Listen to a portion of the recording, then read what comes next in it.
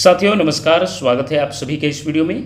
साथियों इस वीडियो में हम प्री डीएलएड 2025 के क्वेश्चन पेपर का सॉल्यूशन देखने वाले हैं, जो कि आपकी तैयारी के लिए बेहतर होगी, क्योंकि किसी भी एग्जाम की तैयारी का फर्स्ट स्टेप आपका ओल्ड क्वेश्चन पेपर का सॉल्यूशन से होना चाहिए, जिससे आपको क्वेश्चन पेपर का पैटर्न, उसका स्तर कैसा है आदि चीज़ों की जानकारी प्राप्त होती है, जिससे आप बेहतर तैयारी कर पाएंगे।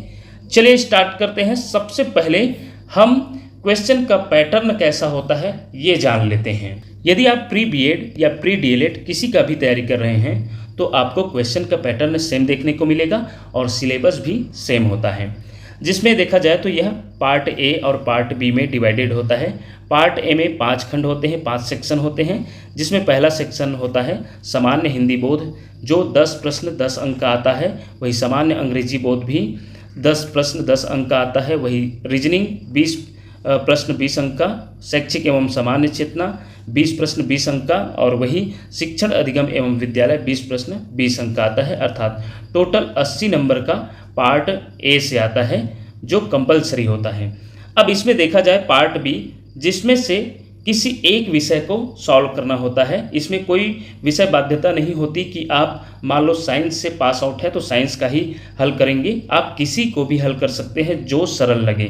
ज़्यादातर परीक्षार्थी दिमाग लगा के यदि हल करते हैं कि मान लो गणित वाले हैं और गणित हल करने में ज़्यादा समय लग रहा है, तो वो साइंस का क्वेश्चन देख के साइंस भी उनसे बन जाता है, तो साइंस को भी वो अच्छे से सॉल्व कर लेता है और समय बचा लेता है। वही सोशल साइंस का भी हल कर सकते हैं। तो किसी एक का हल करना है, अर्थात इसमें से 20 अर्थात दोनों मिलाकर कितना 100 प्रश्न हल करना है, और इसका समय होता है 2.25 घंटे का। ये रही आपका क्वेश्चन का पैटर्न। आइए अब हम शुरुआत करते हैं, जिसका सॉल्यूशन देखने जा रहे हैं 2025 का प्री डीएलएड क्वेश्चन पेपर। तो पहला पार्ट है हमारा जो सामान्य हिंदी बोध का। पहला प्रश्न है संयुक्त व्यंजन है। निश्चित रूप से 2025 में जो प्री डीएलएड का क्वेश्चन पेपर देखने को मिला था वो बहुत सरल मिला था, जिसमें संयुक्त व्यंजन आप सभी जानते होंगे छ, त्र, ज्ञ और स्र होता है। ऑप्शन ए इसका राइट आंसर हो जाएगा। वही दूसरे प्रश्न में पूछा गया है योजक चिन्ह को बताइए। तो आप सभी जानते हैं योजक चिन्ह किस लिए उपयोग किया जाता है। दो शब्दों को साथ साथ बोलने के लिए, उसका मतलब जो है एक साथ मिलाकर यदि दो शब्दों को उपयोग किया जाता है तो हम उसमें योजक चिन्ह का उपयोग करते हैं, जैसे कि राम लक्ष्मण और साथ साथ या पास पास या आस पास। तो इस प्रकार का जो योजक चिन्ह होता है उसे हम डिनोट करते हैं। तो ऑप्शन डी इसका राइट आंसर होगा। वही तीसरा प्रश्न की बात करें तो वर्णों के उच्चारण समूह को क्या कहते हैं। तो आप सभी जानते हैं वर्णों के अनुसार उच्चारण समूह को वर्णमाला कहते हैं। चौथा प्रश्न है निम्नलिखित में से कौन सा स्त्रीलिंग शब्द है। तो निश्चित रूप से आपको इसमें दिखाई दे रहा होगा कि स्त्रीलिंग शब्द इनमें से ऑप्शन बी है रमा। वही पांचवा प्रश्न है नीचे लिखे वाक्य को परसर्ग से पूरा कीजिए। तो इसमें आप सभी जानते हैं कि क्या हो सकता है, जैसे राजा खालिस्तान एक कन्या हुई, तो राजा को एक कन्या हुई, तो को इसमें आ जाएगा। ऑप्शन सी इसका राइट आंसर।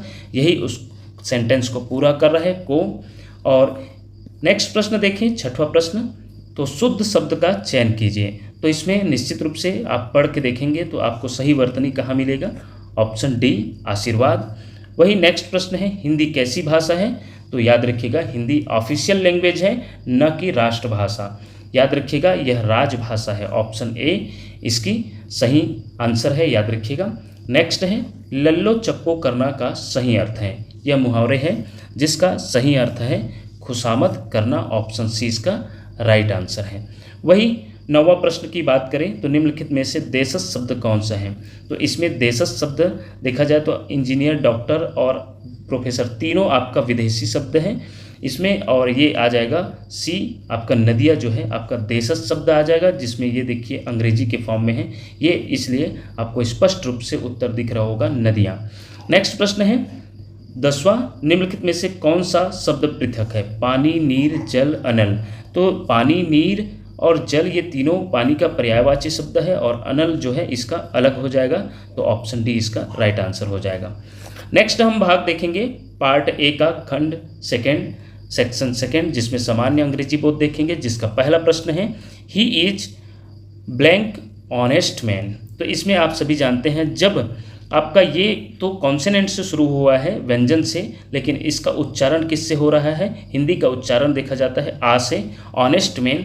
तो जब ये हिंदी का स्वर है तो स्वर के पहले किसका उपयोग होता है? ए एन का आर्टिकल में। तो ये इसका राइट आंसर हो जाएगा। वही सेकंड प्रश्न इंग्लिश का 12वां क्वेश्चन देखें तो इसमें क्या आ जाएगा? Khalistan long have you been here. तो इसमें क्या आ जाएगा? इसमें आपका आ जाएगा how long have you been here. तो इसका राइट आंसर ऑप्शन बी होगा। वही 13वां प्रश्न का देखें तो the adverb of brave is, क्या आ जाएगा? ये ब्रेव का क्या पूछा जा रहा है? एडवर्ब पूछा जा रहा है। तो वर्ब से एडवर्ब बनता है, आप सभी जानते हैं। तो इसका उत्तर क्या हो जाएगा? Brave, bravely. ऑप्शन डी इसका राइट आंसर हो जाएगा। नेक्स्ट प्रश्न है word different in meaning but similar in sound are.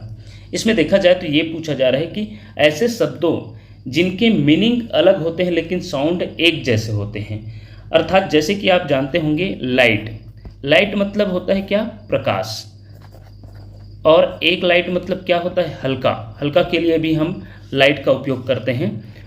ऐसे आपको बहुत सारे शब्द मिलेंगे इंग्लिश में जिसका सेम वर्ड्स या सेम उच्चारण वाला होने के बावजूद उसका अर्थ जो है अलग अलग होता है। जैसे कि राइट होता है, एक राइट का सही होता है, एक राइट का होता है दायां।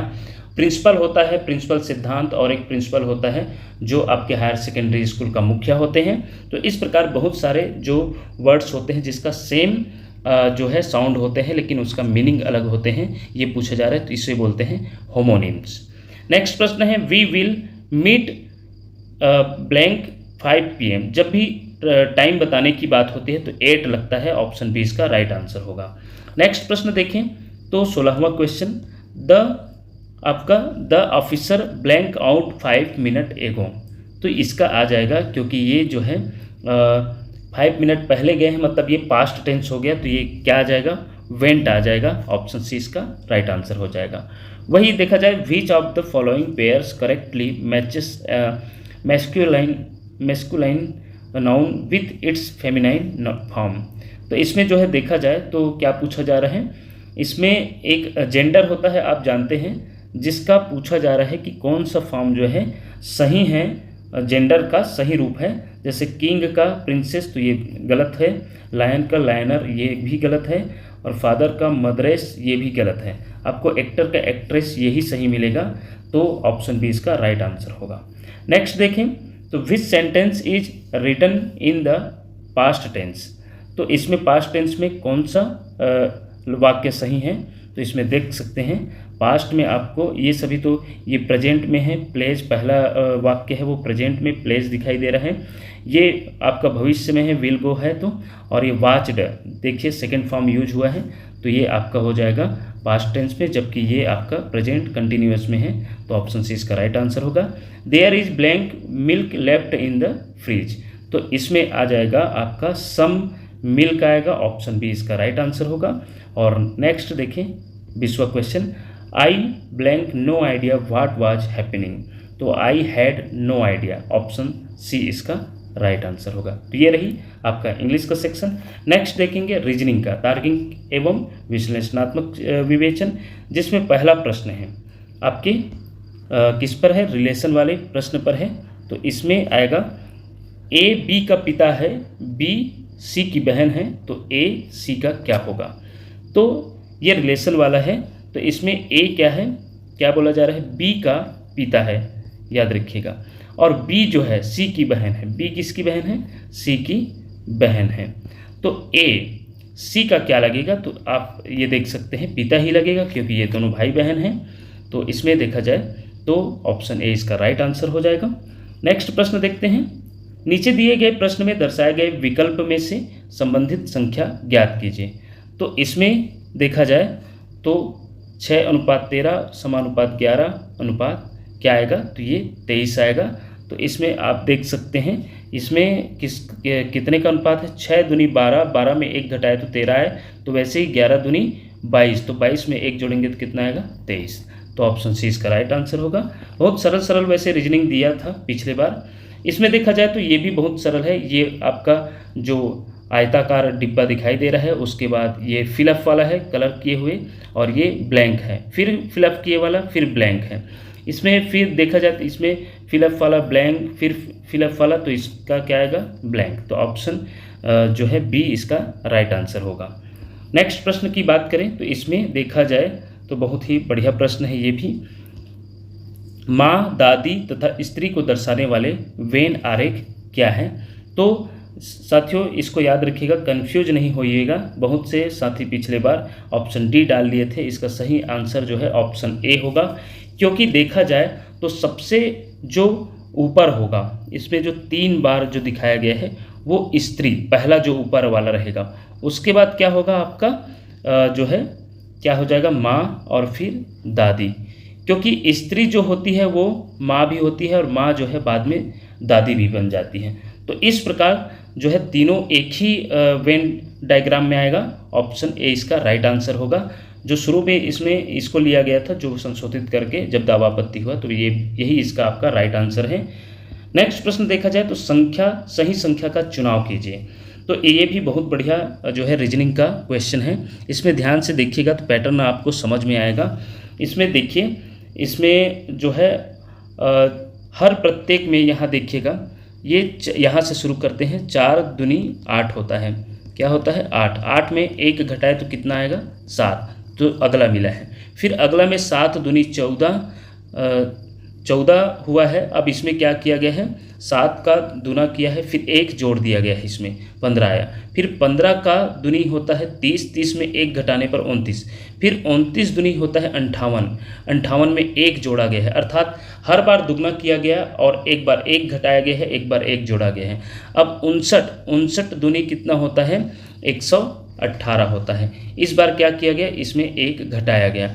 अब इस बार क्या होगा 117 दूनी क्या होगा 234। अब इसमें एक बार क्या किया गया है, जोड़ा गया है।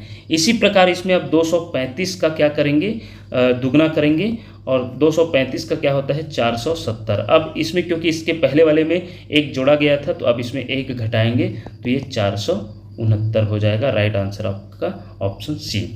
नेक्स्ट प्रश्न है, कौन सा समूह अगला होगा? यहाँ देख सकते हैं प्रत्येक संख्या आगे जो आने वाले संख्या के बीच जो है एक निश्चित पैटर्न दिखाई दे रहा होगा। यहाँ देखा जाए तो 2 से 6 में पहुँचा तो 4 जोड़कर, 6 से 12 में पहुँचे तो 6 जोड़कर, वही 12 से 20 में पहुँचे तो 8 जोड़कर, वही 20 से 30 में पहुँचे तो 10 जोड़कर। तो ये देख सकते हैं प्रत्येक में जो जोड़ा गया है वो 2-2 और आगे बढ़ाते गए हैं, जैसे 4, 6, 8, 10।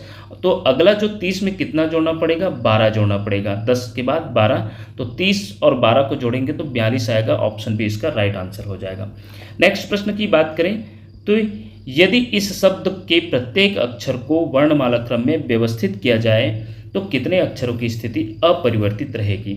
अर्थात यहाँ देखा जाए तो वर्णमाला क्रम में जमाया गया तो ये क्या मिला हमें, ए, ई, आई, ओ, पी, आर, वी और जेड। क्योंकि वर्णमाला क्रम में ए पहले आता है तो ए जो है फर्स्ट पोजीशन में चला जाएगा। बी, सी नहीं है, डी नहीं है, सीधा ई है तो ई आ जाएगा। इस प्रकार देखें तो कौन सा लेटर जो है, कितने लेटर जो है अपने पोजीशन नहीं छोड़ा है। यहाँ देख सकते हैं ए जो कि दूसरे नंबर में था वो पहले नंबर में आ गए हैं, लेकिन इसमें सभी लेटर जो है देखा जाए तो अपना स्थान परिवर्तित किया है सिवाय ओ का। ओ का देख सकते हैं इसमें भी चौथे नंबर में है, इसमें भी चौथे नंबर, तो केवल एक अक्षर जो है अपरिवर्तित है, इसलिए ऑप्शन डी इसका राइट आंसर होगा। नेक्स्ट प्रश्न की बात करें तो राम का स्थान पंक्ति में दाएं से 14वां और बाएं से 16वां है, तो दोनों को अगर जोड़ेंगे तो क्या मिलेगा, 30 मिलेगा। तो एक कम कर दीजिएगा। ऐसे प्रश्न में यदि दोनों तरफ से स्थान पूछा जा रहा है तो जोड़ के आप एक कम करेंगे तब उत्तर आएगा। तो यह 29वां आएगा। इसका कुल पंक्ति में कुल कितने छात्र हैं, तो 29 छात्र है। ऑप्शन ए इसका राइट आंसर होगा। नेक्स्ट प्रश्न है, नीचे दिए गए चित्र में क्वेश्चन मार्क के स्थान पर कौन सा अक्षर होगा? यह देखिए बहुत ही कठिन लग रहा है, लेकिन ध्यान से इस पैटर्न को पहचानने की कोशिश करिएगा। तो रीजनिंग का क्वेश्चन यही होता है कि यदि दिमाग में थोड़ा जोर लगाएंगे तो निश्चित रूप से ये बनता है। जैसे यहाँ आप यहाँ से शुरू करिए, डी का नंबर कितना होता है 4, और डब्ल्यू का नंबर कितना होता है आपका 23। दोनों को जोड़ देंगे तो कितना हो जाएगा 27। वही जी टी को ध्यान दीजिए, जी का नंबर होता है आपका 7, और टी का नंबर कितना होता है आपका 20। तो 20 और 7 27 हो जाएगा। वही जे क्यू की बात करें तो जे का नंबर होता है 10 और क्यू का नंबर कितना होता है 17। तो इसको भी जोड़ेंगे तो आपका 27 आएंगे। तो इसी प्रकार एल का नंबर होता है, याद रखिएगा, 12। तो ऐसे नंबर वाले लेटर को लेंगे जिसका जो है जोड़ने पर आपका 27 आ जाए, अर्थात 15। 12 और 15 को जोड़ेंगे तो कितना आएगा 27। तो एल का तो 12 हो गया, लेकिन किसका होता है 17, ये होता है आपका ओ का। तो इसके जगह में क्वेश्चन मार्क के जगह में ओ आ जाएगा। अर्थात हम कौन से नंबर की बात कर रहे हैं, जैसे कि ए का पहला होता है, जेड का 26वां होता है, तो ये वाला नंबर बात कर रहे हैं। तो आप इसे ध्यान से देखेंगे तो बहुत आसानी से बन जाएगा। ऑप्शन डी इसका राइट आंसर होगा। नेक्स्ट प्रश्न की बात करें तो ये है आपका घनों की संख्या पर। तो यहाँ देख सकते हैं ये कितने घन हैं पूछा जा रहा है। नीचे दी गई आकृतियों में घनों की संख्या कितनी है, तो ये देख सकते हैं। पहले ऊपर में कितने हैं, ये पूरा एक घन हुआ, 2 3 4 5 6, और नीचे भी आपको उसी प्रकार 6 6 12 हो जाएगा। तो टोटल ये बहुत आसानी से गिनते बन रहे हैं। ऑप्शन सी इसका राइट आंसर हो जाएगा। विषम को पहचानिए। तो यहाँ देख सकते हैं लिखना, पढ़ना, सीखना, ये तीनों एक जैसे हैं और विषम हो जाएगा आपका ज्ञान। तो ये आपका राइट आंसर हो जाएगा ऑप्शन डी। नेक्स्ट है तार्किक क्रम में व्यवस्थित कीजिए। इसे ध्यान से देखिएगा, तार्किक क्रम में व्यवस्थित कीजिए बोला गया है। ये प्रश्न विलोपित हुआ था। क्यों विलोपित हुआ था, क्योंकि इसमें कोई भी क्रम सही नहीं है। क्योंकि पहला क्रम आना चाहिए तीसरा, 3 पहले में आना चाहिए, फिर उसके बाद आएगा दूसरा। क्योंकि रोगी की जो है डॉक्टर के पास जाता है और डॉक्टर क्या करता है, जो उसके रोग का जो है पहचान करता है, निदान करता है। तो ये आपका 5वां फिर आ जाएगा। उसके बाद क्या करते हैं, उपचार करते हैं पहले नंबर, फिर उसके बाद लास्ट आ जाएगा जिससे स्वास्थ्य लाभ होता है रोगी का। तो ये चौथा। ये क्रम आपको कहीं नहीं मिलेगा, किसी ऑप्शन में नहीं है, इसलिए यह विलोपित कर दिया गया था। नेक्स्ट प्रश्न देखें तो ये जो है आपका वेन डायग्राम दिखाई दे रहा है, जिसमें ट्रायंगल को दर्शाया गया है। जूस को पसंद करने वाले व्यक्तियों को और वही चाय को पसंद करने वाले व्यक्तियों को सर्कल में दर्शाया गया है, वही स्क्वायर में दर्शाया गया है आपका कॉफ़ी पसंद करने वाले व्यक्तियों को। तो इस प्रकार इसके आधार पर प्रश्न पूछा जा रहा है कि केवल चाय पसंद करने वाले कितने लोग हैं।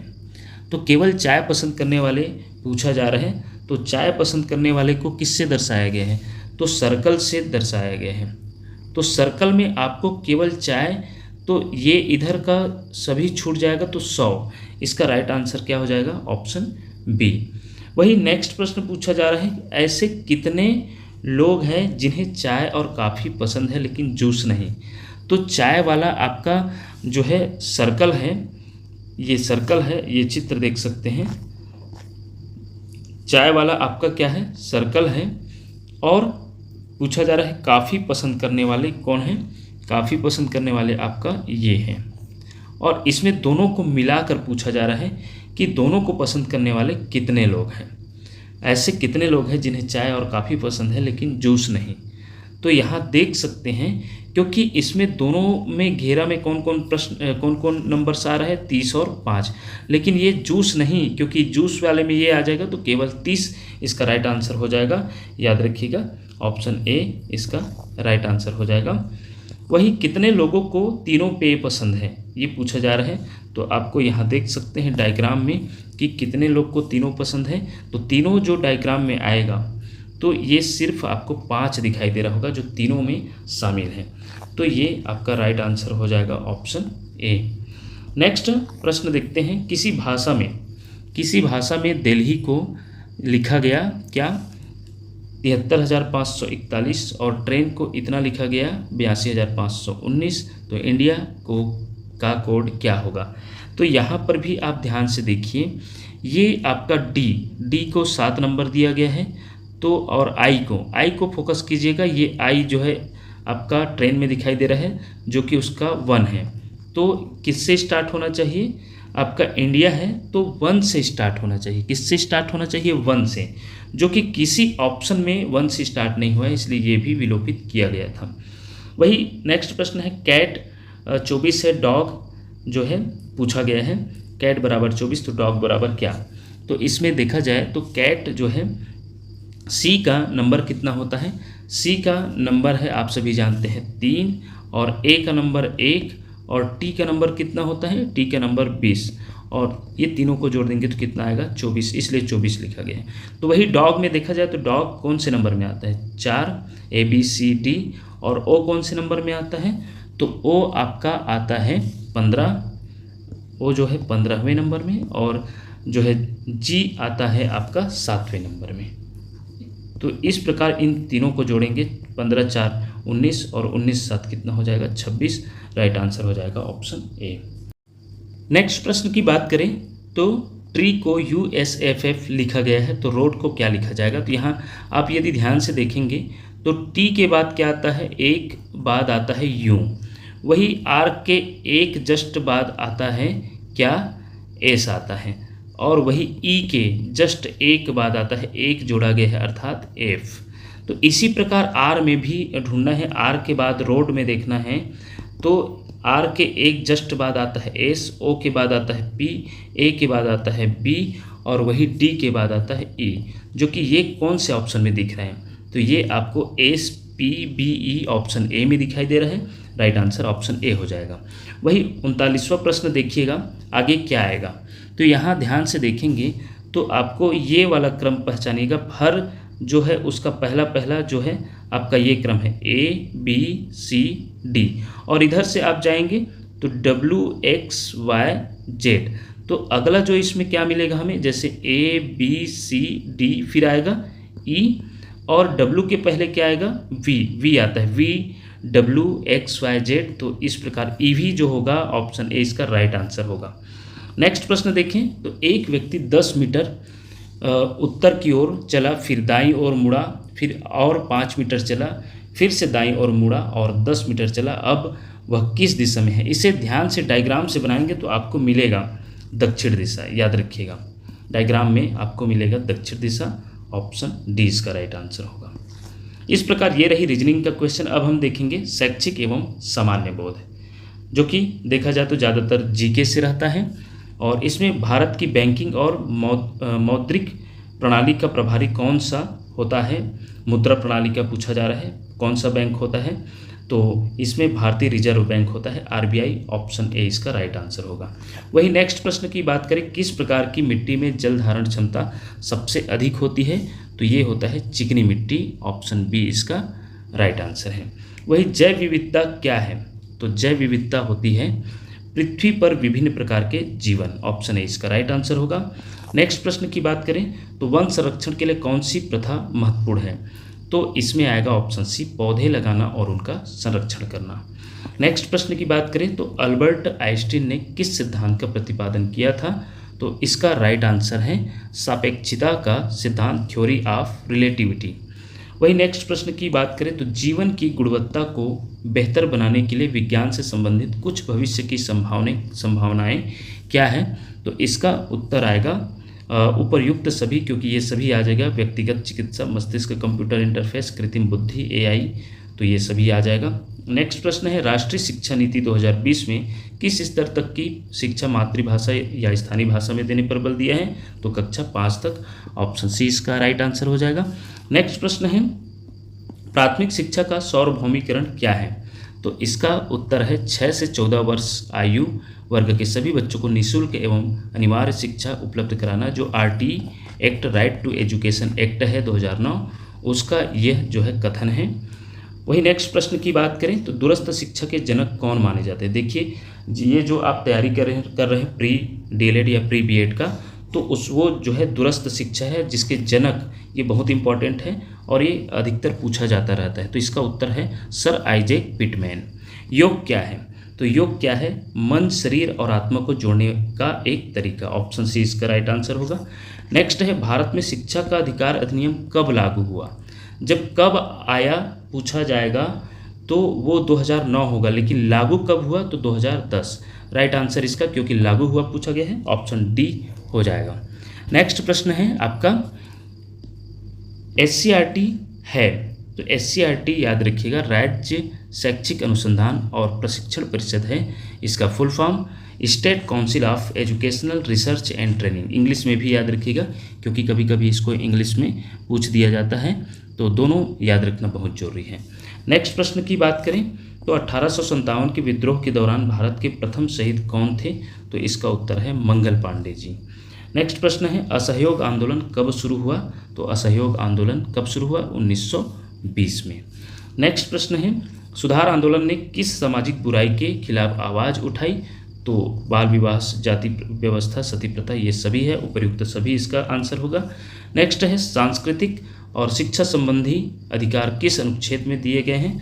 तो इसका राइट आंसर है अनुच्छेद 29-30, ऑप्शन बी इसका राइट आंसर होगा। नेक्स्ट है भारत का राष्ट्रीय पक्षी क्या है? तो आप सभी जानते हैं, बहुत सरल प्रश्न है, ऑप्शन ए। वही नेक्स्ट प्रश्न की बात करें तो लोकसभा के सदस्यों का चुनाव कौन करता है? तो जनता करते हैं। लोकसभा का जो चुनाव है सदस्यों का वो जनता के द्वारा होता है। नेक्स्ट प्रश्न है भारत में ग्रामीण विकास के लिए सबसे महत्वपूर्ण कार्यक्रम कौन सा है? तो इसका उत्तर है शिक्षा, और इसमें आ जाएगा 59वां प्रश्न जो है ये महात्मा गांधी राष्ट्रीय ग्रामीण रोजगार गारंटी योजना, ये सभी आ जाएगा, ऑप्शन ए बी सी उपर्युक्त सभी आ जाएगा। नेक्स्ट है सामाजिक विकास के लिए सबसे महत्वपूर्ण कारक क्या है? तो ये हो जाएगा ऑप्शन बी शिक्षा और स्वास्थ्य है। तो ये रही आपका जो है तीसरा मतलब पार्ट का चौथा खंड। ये पांचवा हम खंड देखेंगे पार्ट ए का, जिसमें शिक्षण, अधिगम एवं विद्यालय देखेंगे। इसमें पहला क्वेश्चन है सीखना क्या है? सीखना क्या है? तो सीखना सक्रिय अधिगम होता है, तो ऑप्शन ए इसका राइट आंसर होगा। नेक्स्ट देखिए शिक्षक का उद्देश्य क्या है? तो शिक्षक का उद्देश्य होता है छात्रों की क्षमताओं का विकास करना। वही नेक्स्ट प्रश्न है गतिविधि आधारित शिक्षण का अर्थ क्या होता है? तो इसका होता है जो है आपको करके सीखने पर जोर देना, learning by doing, option C इसका राइट आंसर होगा। नेक्स्ट है प्राथमिक शिक्षा की गुणवत्ता बढ़ाने हेतु राष्ट्रीय शिक्षा नीति 1986 में किस कार्यक्रम को अपनाया गया? तो निश्चित रूप से इसे ऑप्शन सी 1986 जो राष्ट्रीय शिक्षा नीति रहा उसका महत्वपूर्ण जो है एक कार्यक्रम चलाया गया ऑपरेशन ब्लैक बोर्ड, जिसके तहत स्कूलों में मूलभूत भौतिक जो सुविधाएं हैं जैसे कि चाक, बोर्ड, ये सभी सुविधाएं उपलब्ध कराना था इसके उद्देश्य, ऑप्शन सी इसका राइट आंसर होगा। नेक्स्ट है भारतीय संविधान की 45 धारा में किस आयु वर्ग तक के बालक बालिकाओं की शिक्षा निःशुल्क व अनिवार्य करने का निर्देश दिया गया है? तो याद रखिएगा 6 से 14 वर्ष तक, तो ऑप्शन बी इसका राइट आंसर होगा। बुनियादी शिक्षा के प्रवर्तक थे? तो इसका उत्तर है बुनियादी शिक्षा के प्रवर्तक महात्मा गांधी जी थे। सतत मूल्यांकन में गुण निहित होता है? तो इसका उत्तर है निरंतरता का गुण निहित होता है, ऑप्शन बी इसका राइट आंसर होगा। नेक्स्ट है विद्यालयी शिक्षा के लिए राष्ट्रीय पाठ्यचर्या की रूपरेखा कौन सी संस्था तैयार करती है? तो इसका उत्तर है NCERT, याद रखिएगा, ऑप्शन सी इसका राइट आंसर है। नेक्स्ट है शिक्षक को बालक की सृजनात्मकता के साथ क्या करना चाहिए? तो हमेशा याद रखिएगा प्रोत्साहित करना चाहिए, पॉजिटिव वर्ड है, ऑप्शन डी इसका राइट आंसर होगा। नेक्स्ट है विश्वविद्यालय अनुदान आयोग की स्थापना किस अधिनियम के अधीन हुई? तो इसका उत्तर है ऑप्शन डी विश्वविद्यालय अनुदान आयोग अधिनियम 1956। नेक्स्ट है निम्नलिखित में से कौन सा विकल्प अध्यापक शिक्षा कार्यक्रम की गुणवत्ता में सुधार करने के लिए प्रत्यक्ष रूप से संबंधित है?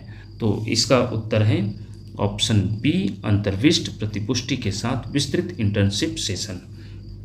नेक्स्ट है स्कूली शिक्षा के गुणात्मक सुधार हेतु सरकार की सहायता करने के लिए 1961 में स्थापित एक स्वायत्त संगठन है? तो इसका उत्तर है साथियों ऑप्शन ए ही NCERT से हमेशा क्वेश्चन बहुत पूछा जाता है, तो इसके फुल डिटेल हमारे जो है इसी चैनल के जो है आपको तैयारी के लिए पूरा टूल्स मिलेगा।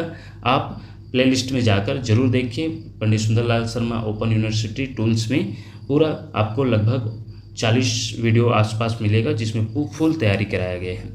नेक्स्ट है छोटे बच्चे बहुत क्रियाशील होते हैं, अध्यापक उनके लिए क्या करेंगे?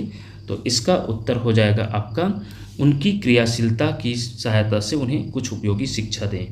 नेक्स्ट प्रश्न है शिक्षक को कक्षा शिक्षण के दौरान इस बात का पूरा ध्यान रखना चाहिए?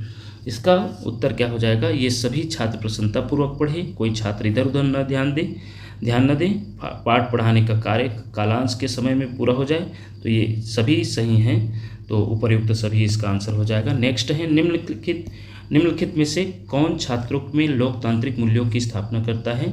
तो कौन करता है? खेल के मैदान, ऑप्शन बी इसका राइट आंसर होगा। नेक्स्ट है अभिक्रमित अधिगम के प्रारंभकर्ता कौन थे? तो इसका उत्तर है साथियों स्किनर, ऑप्शन बी इसका राइट आंसर होगा। नेक्स्ट है प्राथमिक स्तर पर वही शिक्षक प्रभावी माना जाता है जो है देखा जाए इसका उत्तर अपने विषय में अच्छा होता है, ऑप्शन ए इसका राइट आंसर होगा। नेक्स्ट है शिक्षा का यथार्थवादी लक्ष्य क्या है? तो शिक्षा का यथार्थवादी लक्ष्य होता है आनंदमय और संकल्पित जीवन। नेक्स्ट है छात्रों का निरंतर आंतरिक मूल्यांकन होना चाहिए, तो इसका उत्तर क्या हो जाएगा? इसका उत्तर ऑप्शन सी छात्रों को अपनी कमजोरियों का ज्ञान होगा। इसके आधार पर छात्रों को निरंतर आंतरिक मूल्यांकन होने से छात्रों को अपनी ही कमजोरियों का ज्ञान होगा, ऑप्शन सी इसका राइट आंसर होगा। नेक्स्ट है स्वामी विवेकानंद शिक्षा की सर्वश्रेष्ठ विधि किसे मानते थे? तो इसका उत्तर है ऑप्शन बी विचार विमर्श। तो ये रही आपका पार्ट ए का जो 5 खंड देखे हमने 80 क्वेश्चन। अब ये इधर विषय वाइज रहेगा, जैसे कि आप विज्ञान जो है आपको अच्छा लगता है यदि क्वेश्चन पेपर सही ढंग से देखेंगे, और जो खंड आपका पार्ट बी में जो सेक्शन विज्ञान, गणित और सामाजिक विज्ञान जो सबसे ज़्यादा स्कोर कर सकते हैं, जिसमें एक बार आप एक नज़र क्वेश्चन को देखिएगा और जिसमें ज़्यादा नंबर आ रहा होगा, जो ज़्यादा अच्छे से बनता है उसी को करिएगा। जैसे विज्ञान का देखते हैं, सेंट्रोमियर कहाँ पाया जाता है?